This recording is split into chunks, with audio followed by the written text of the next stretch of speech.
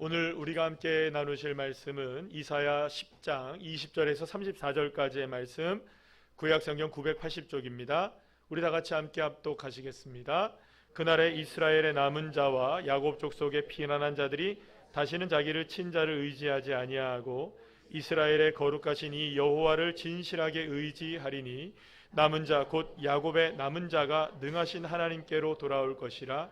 이스라엘이여, 내 백성이 바다의 모래 같을지라도 남은 자만 돌아오리니 넘치는 공의로 파멸이 작정되었음이라.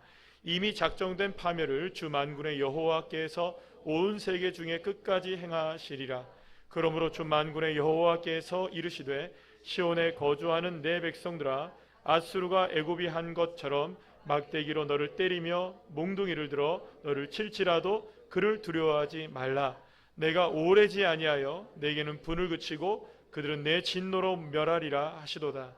만군의 여호와께서 채찍을 들어 그를 치시되 오렙 바위에서 미디안을 쳐 죽이신 것 같이 하실 것이며 막대기를 드시되 바다를 향하여 애굽에서 하신 것 같이 하실 것이라. 그날에 그의 무거운 짐이 내 어깨에서 떠나고 그의 멍에가 내 목에서 벗어지되 기름진 까닭에 멍에가 부러지리라. 그가 아얏에 이르러 미그론을 지나 믹마스에 그의 장비를 두고 산을 넘어 게바에서 유숙함에 라마는 떨고 사울의 기부하는 도망하도다. 딸 갈리마 큰 소리로 외칠지어다. 라이사야 자세히 들을지어다. 가라나다 너 아나도시여, 만매 나는 피난하며 게빔 주민은 도망하도다. 아직 이 날에 그가 노베서 쉬고 딸 시온산 곧 예루살렘 산을 향하여 그 손을 흔들리로다. 보라, 주 만군의 여호와께서 혁혁한 위력으로 그 가지를 꺾으시리니 그 장대한 자가 찍힐 것이요 그 높은 자가 낮아질 것이며 새로 그 빽빽한 숲을 베시리니 레바논이 권능 있는 자에게 배임을 당하리라. 아멘. 할렐루야. 네, 오늘은 우리가 이사야 10장 20절에서 34절까지의 말씀으로 끝까지 하나님만 의지하라는 제목으로 함께 은혜를 나누겠습니다. 우리 제목 다시 한번 읽어볼까요? 시작. 끝까지 하나님만 의지하라.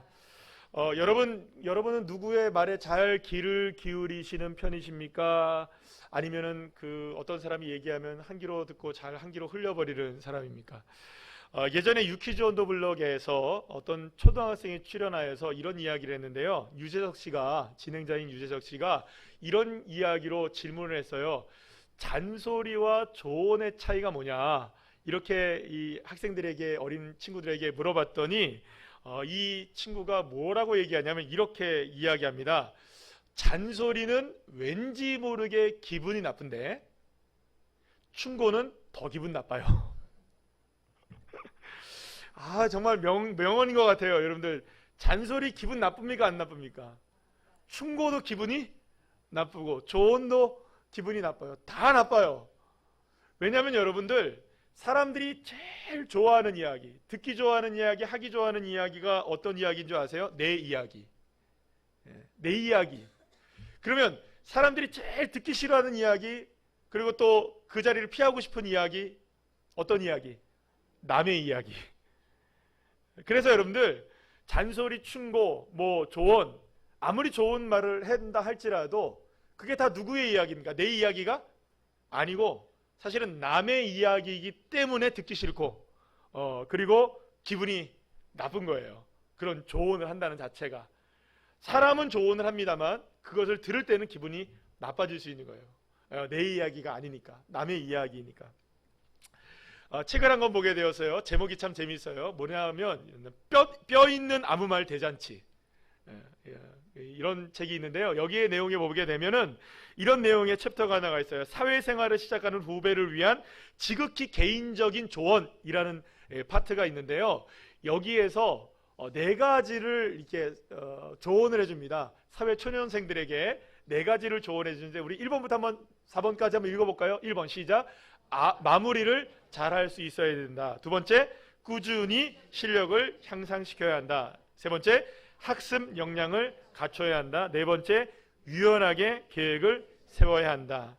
여러분, 이제 막 사회생활을 시작한 사회초년생들에게는 정말로 중요한 조언이 아닐 수가 없습니다.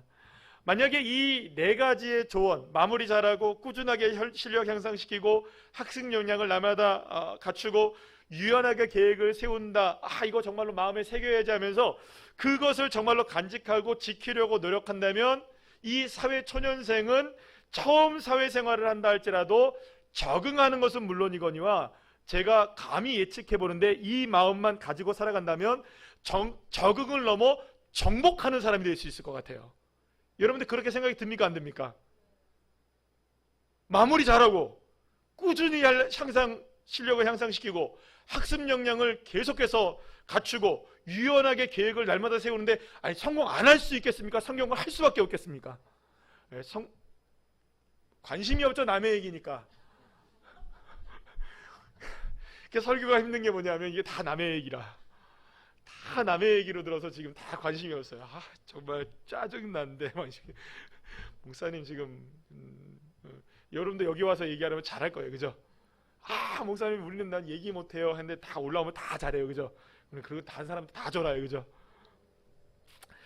여러분들 그러니까 아마도 이런 것을 마음에 품고 살아간다면 아마도 정말로 이게 정복자가 될 수 있을 거라는 생각이 듭니다. 그런데 여러분들 이 뼈 있는 좋은 조언을 듣고 실제로 이 조언을 가슴팍에 새기고 정말로 실천하며 살아가는 사람이 많을까요? 적을까요? 그리 많지는 않을 거라는 생각이 들어요. 그럼 여러분 우리의 인생을 한번 생각해 보시죠. 여러분들은 지금까지 살아온 인생 속에서 수많은 사람들의 이야기를 듣고 살아왔습니다. 부모님들로부터의 조언, 잔소리, 그죠? 들었고, 그리고 또 많은 인생의 선배들로부터 이야기를 들어왔고, 동료로부터 이야기를 듣고, 지금도 이야기를 듣습니까? 안 듣습니까? 이렇게 얘기를 듣고 있어요. 그러면 여러분 생각해 보세요. 지금까지 나에게 내가 들어왔던 수많은 조언들과 충고들과 그런 명언들, 그리고 또 혹은 잔소리일 수도 있는 그런 이야기들에 내가 조금이라도 귀를 기울이고 내가 조금만 더 집중을 하고 그 말들에 때로는 좋은 말들이 있으면 따라서 내가 그 말들의 행동으로 내가 옮겨서 살았었더라면 내 인생 달라졌을까요? 더 좋아졌을까요? 이대로의 모습보다는 더 좋아졌을까요? 안 좋아졌을까요? 분명히 제가 생각할 때는 조금이라도 더 좋아졌을 것이라는 생각을 해보게 됩니다. 여러분, 하나님도 이스라엘 백성들에게 끊임없이 말씀하셨어요. 이리저리 방황하면서 하나님의 말씀을 따라 살지 않는 이스라엘 백성들에게 하나님은 끊임없이 말씀하셨다고요. 끊임없이.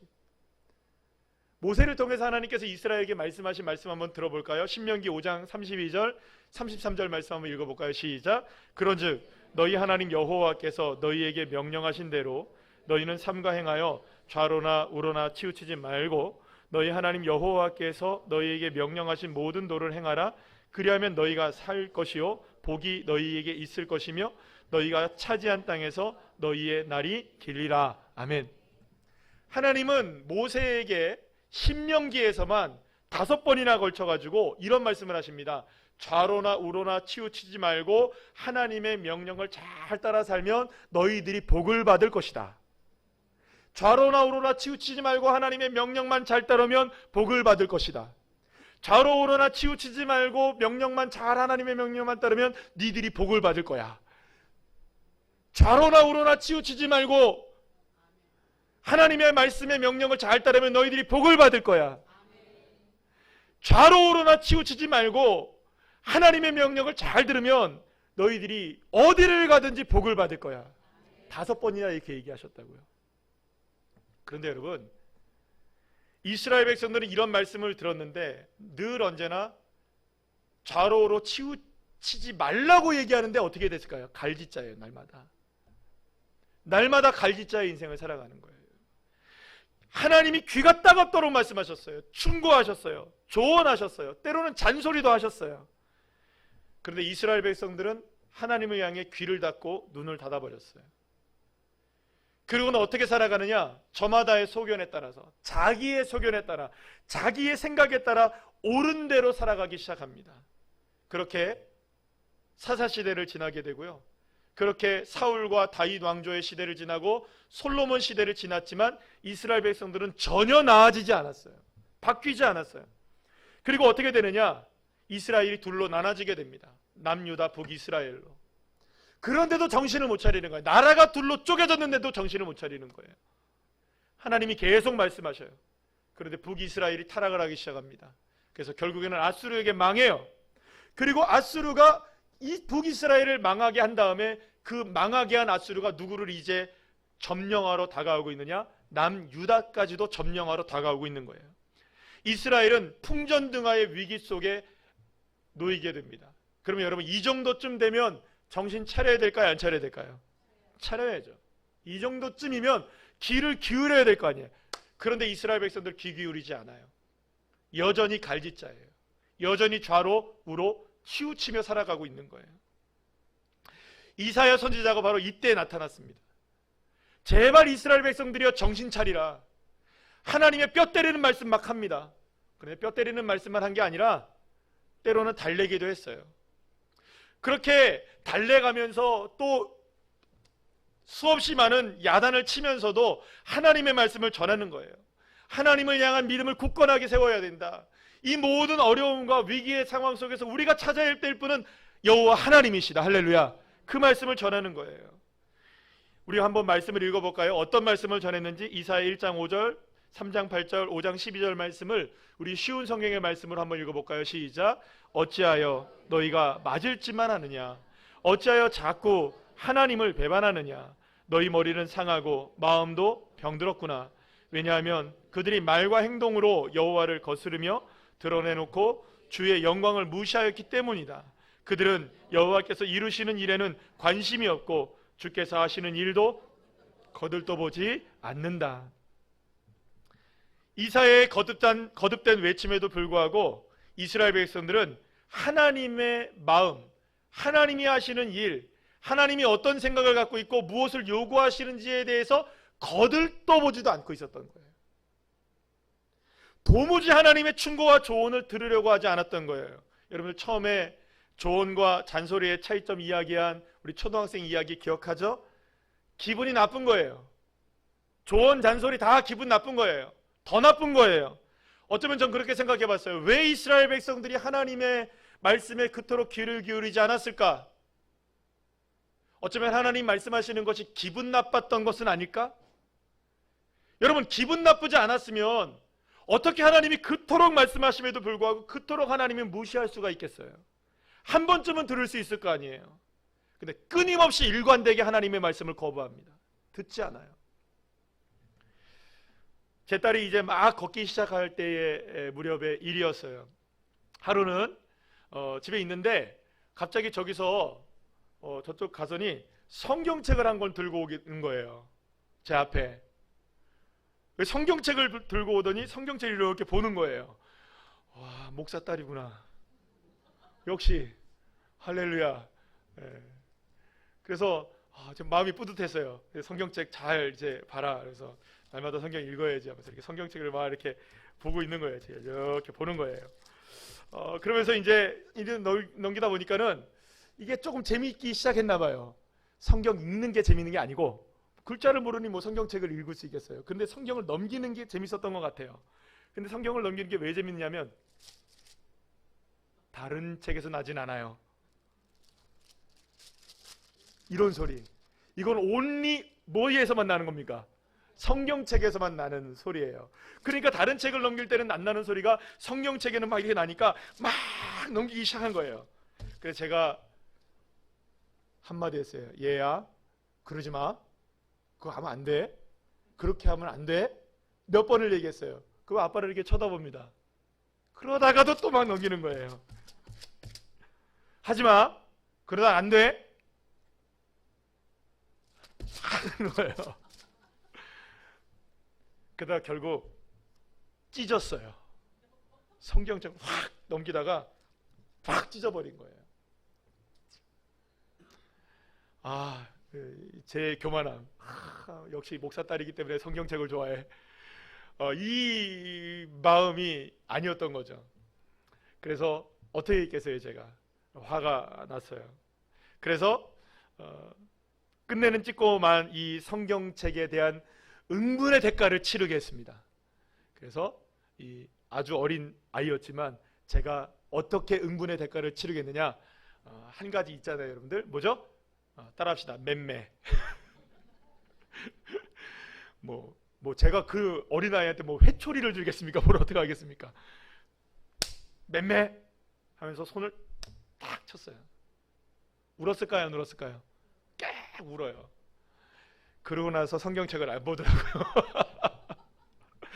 그러고 나서 성경책을 안 봐요. 뭐 지금은 성경책을 잘 보고 있다고 제가 생각을 합니다만, 여러분들 계속 이 얘기하는 거예요. 충고하는 거예요. 그러면 안 돼. 그러면 안 돼. 그러면 안 돼. 그러면 안 돼. 그러면 안 돼. 그러면 안 된다 했잖아. 폭발하는 거죠. 안 된다는데도 계속 하는 거예요. 이스라엘 백성들도 하나님이 끊임없이 말씀하셨어요. 그런데 하나님이 하지 말라. 그렇게 살지 말아라. 이렇게 살면 안 돼. 이렇게 살아야 돼. 계속해서 하나님 말씀하셨어요. 그런데 결국에는 찢어버리는 거예요. 제멋대로 하는 거예요.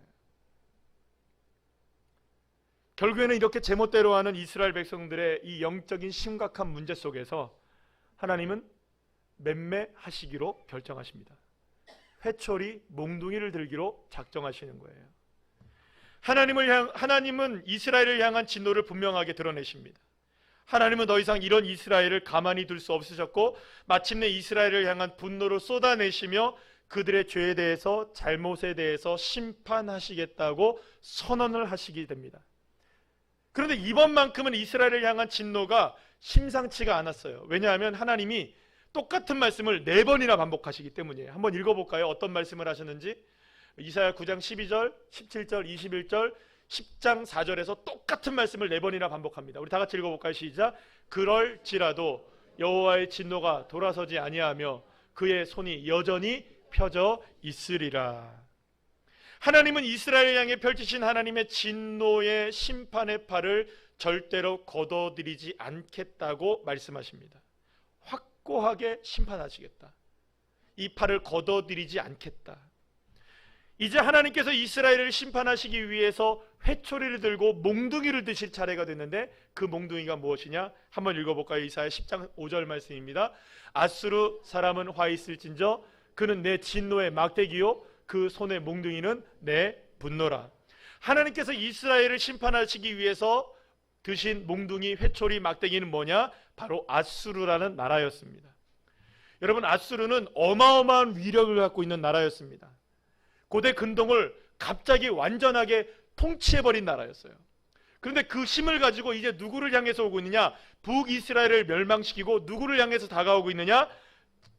남유다, 이스라엘을 정말로 완전히 다 장악하기 위해서 남유다로 다가오고 있었고, 실제적으로 예루살렘을 포위하기에 이르게 됩니다.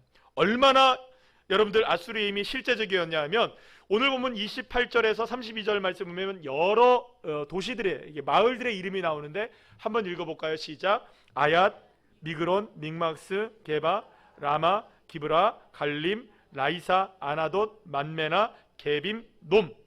여러 지명들이 나오는데 이 지명들이 다 뭐냐 하면요, 예루살렘의 주변에 있는 마을들이에요. 그러니까 지금 이 마을들이 전부 다 누구의 손에 다 들어간 겁니까? 아수르의 손에 점령이 된 거예요. 이제 딱 뭐만 남은 겁니까? 예루살렘만 남게 되는.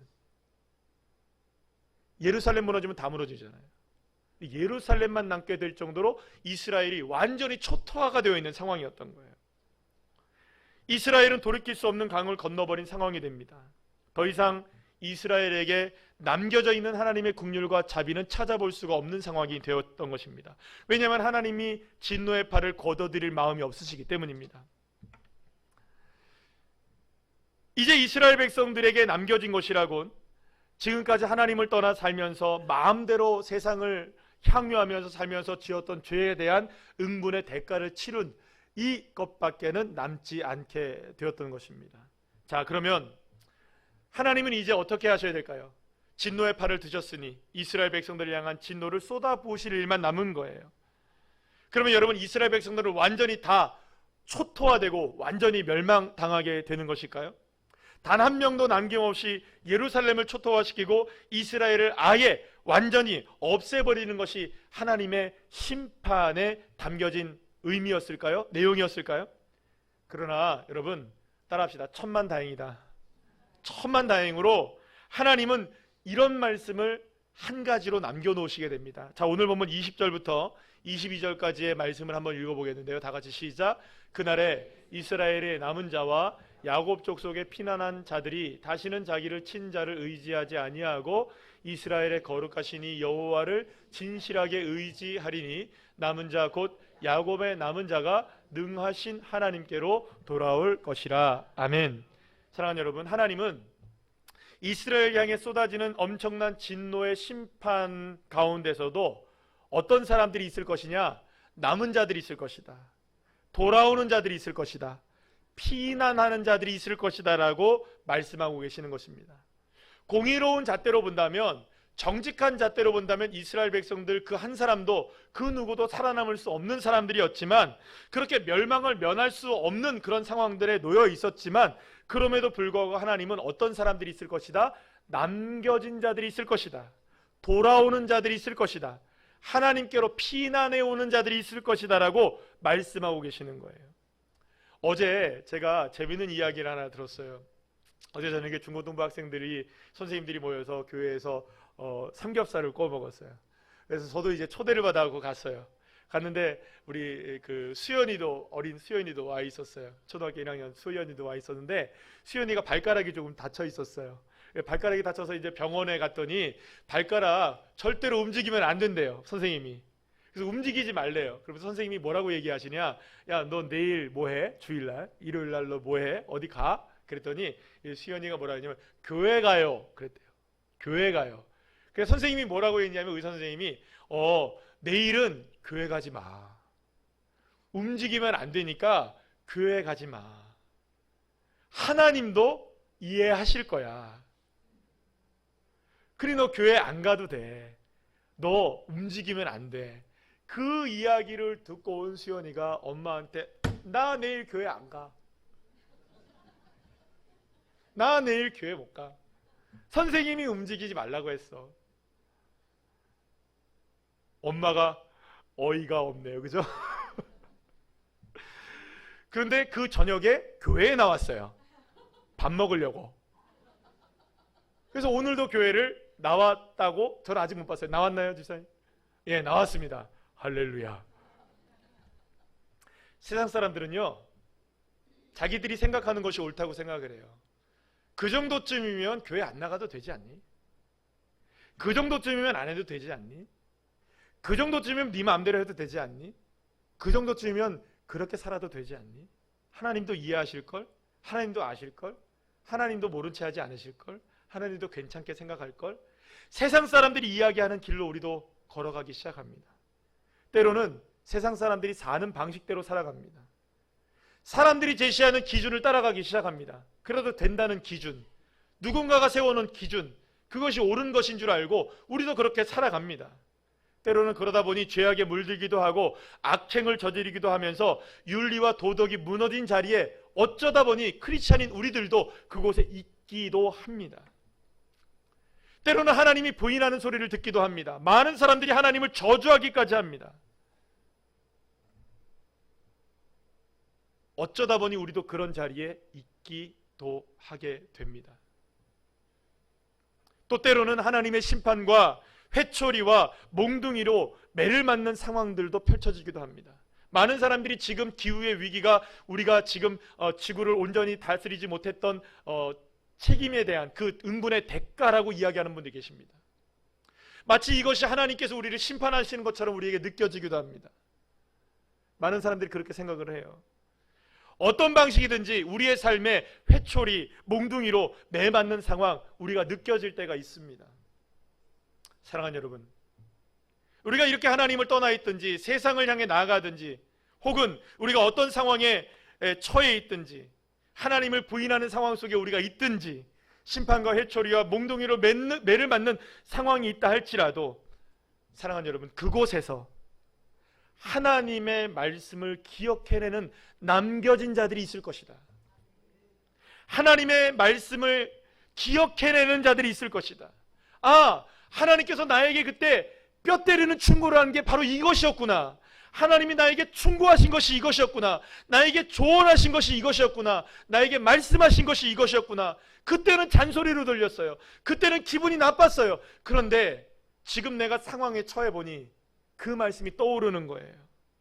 그래서 그 말씀을 붙들고 주님께로 돌아오는 자들, 주님께로 피난하는 자들, 상황이 어렵지만 그 속에서 하나님의 말씀으로 남겨진 자가 있을 것이라고 주님은 말씀하고 계시는 것입니다.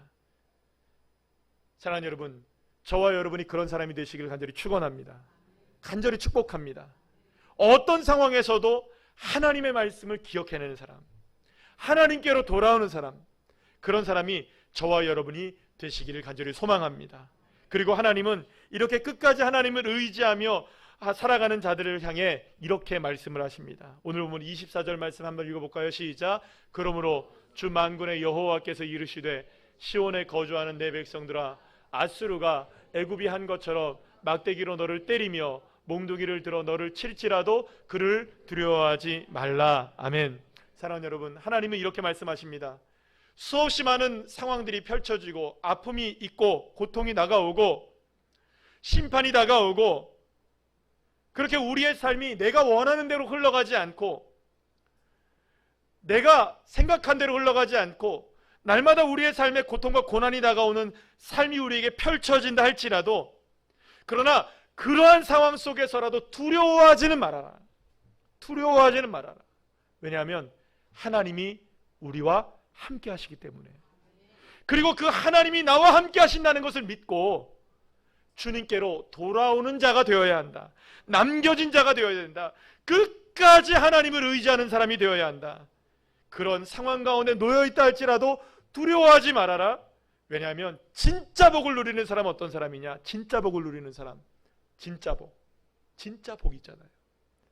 그건 어떤 사람이냐? 하나님께로 피하는 자들이다. 다윗은 이렇게 고백합니다. 시편 34편 8절 말씀 한번 읽어볼까요? 시작. 너희는 여호와의 선하심을 맛보아할지어다. 그에게 피하는 자는 복이 있도다. 할렐루야. 사랑하는 여러분, 주님께 피하는 복 있는 자들이 되시기를 간절히 축복합니다. 주님께 피하셔야 돼요. 어쩌면 여러분, 남겨진 사람들은 값비싼 대가를 치르고 있는 사람들일 수도 있어요. 왜냐하면 여러분, 그 엄청난 고통과 환난 속에서 누구를 찾는 사람입니까? 하나님을 찾고 하나님께로 돌아온 자들이니까. 그래서 이 환난과 고난 중에 하나님께 피한 자들은 얼마나 놀라운지, 얼마나 놀라운 은혜인지를 아는 사람들이 바로 이 남겨진 자들이 되어지는 것이죠. 그리고 이렇게 남겨진 자들이야말로 욥이 고백을 했죠. 우리 다 같이 한번 고백을 읽어볼까요? 시작. 그러나 내가 가는 길을 그가 아시나니 그가 나를 단련하신 후에는 내가 순금같이 되어 나아오리라. 할렐루야. 사랑하는 여러분, 고난의 터널을 지나 순금으로 만드신다는 것을 믿는 자들만 주님께 남겨진 자가 되어지고 주님께 돌아오는 자가 될 수 있고 주님께 피하는 자가 될 수 있는 겁니다. 그렇게 주님께 피하는 자들만, 주님께 남겨진 자들만 진짜 복, 순금이 되어지는 복, 할렐루야, 그런 은혜가 저와 여러분에게 충만하게 임하시기를 간절히 축복합니다. 그래서 이런 생각을 해보게 되었어요. 만약 이렇게 남겨진 자들, 그래서 주님께 돌아오는 사람들, 그런 사람들에게 인터뷰를 해서 지금까지 살아온 삶 속에서 무엇이 가장 후회되는 일입니까? 라고 물어본다면 뭐 여러 가지 후회되는 일들에 대한 이야기를 할 수 있겠지만 이런 얘기하지 않을까라는 생각이 들었어요. 어떤 이야기냐? 당신이 지금까지 이렇게 하나님께 돌아왔는데 후회되는 게 있다면 뭘까요? 물어본다면 아마도 이렇게 대답할 것 같아요. 하나님께서 좋은 말로 하실 때 들을 걸 그랬어요. 사랑하는 여러분, 좋은 말 할 때 들으셔야 합니다. 좋은 말 할 때 들으셔야 돼요. 우리도 여러분들 하나님 예배하고 있잖아요. 지금 이 자리에서. 오늘도 하나님의 말씀을 우리가 듣고 있잖아요. 우리가 이렇게 하나님의 말씀 들은 지가 언제입니까? 매년 들어왔고 몇 년 동안 들어왔고 혹은 몇 수십 년 동안 우리가 하나님의 말씀을 계속해서 듣고 왔어요. 때로는 성경을 공부하기도 했고요. 제자 훈련을 받기도 했고요. 또 날마다 매일마다 우리가 뭘 합니까? 큐티 말씀을 묵상하기도 합니다. 그래서 우리는 나름대로는 잘 믿으려고 노력을 합니다. 최선을 다합니다. 하나님께 영광을 돌리는 삶이 우리의 삶의 목적이기도 합니다. 그래서 주님 한 분으로 충분합니다라는 고백을 합니다. 그런데 여러분들 아십니까? 살다 보니까요, 우리의 마음이, 우리의 삶이 이스라엘 백성들이 좌우로 치우치며 날마다 갈짓자의 인생을 살았던 것처럼 우리도 그렇게 살아가더라 이것입니다. 그래서 주님을 때로는 여러분들 은근히 멀리합니다. 은근히. 대놓고 멀리하지 않아요, 여러분들. 처음부터 누가 대놓고 주님을 멀리합니까? 그리스도인들이.